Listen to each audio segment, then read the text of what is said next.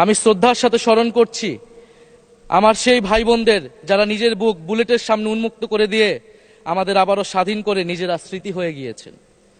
আমরা তাদের শাহাদাত কবুলের জন্য মহান আল্লাহর কাছে দোয়া করছি। একই সাথে আহত ও পঙ্গু জুলাই যোদ্ধা ভাই বোনদের প্রতি আমার সবটুকু আবেগ, শ্রদ্ধা আর ভালোবাসা দিয়ে কৃতজ্ঞতা জানাচ্ছি। তাদের সুস্থতা কামনা করছি। তাদের অমূল্য জীবন, রক্ত আর অপরিসীম ত্যাগের ফলে আমরা আজ সংসদ সদস্য।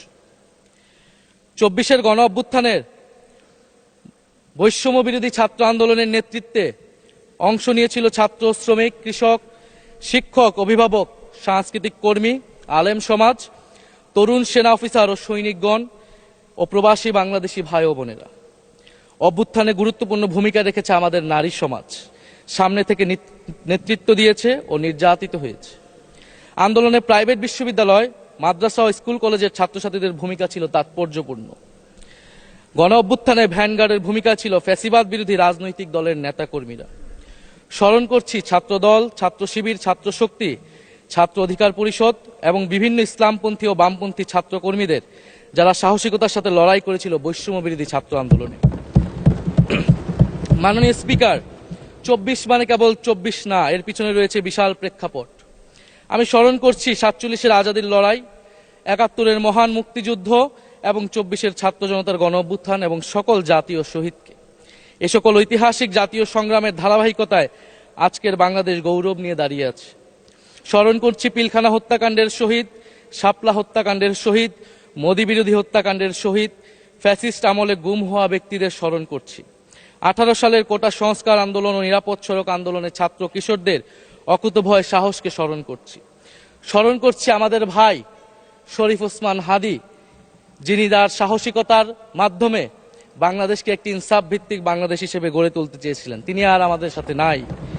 আমরা ওসমান হাদী ভাইকে স্মরণ করছি। শহীদ আবরার ফাহাদ ও শহীদ ফেলানী খাতুনকে স্মরণ করছি, যারা ভারতীয় আধিপত্যবাদের বিরুদ্ধে লড়াই করে বাংলাদেশকে আজকের এই জায়গায় নিয়ে এসেছে।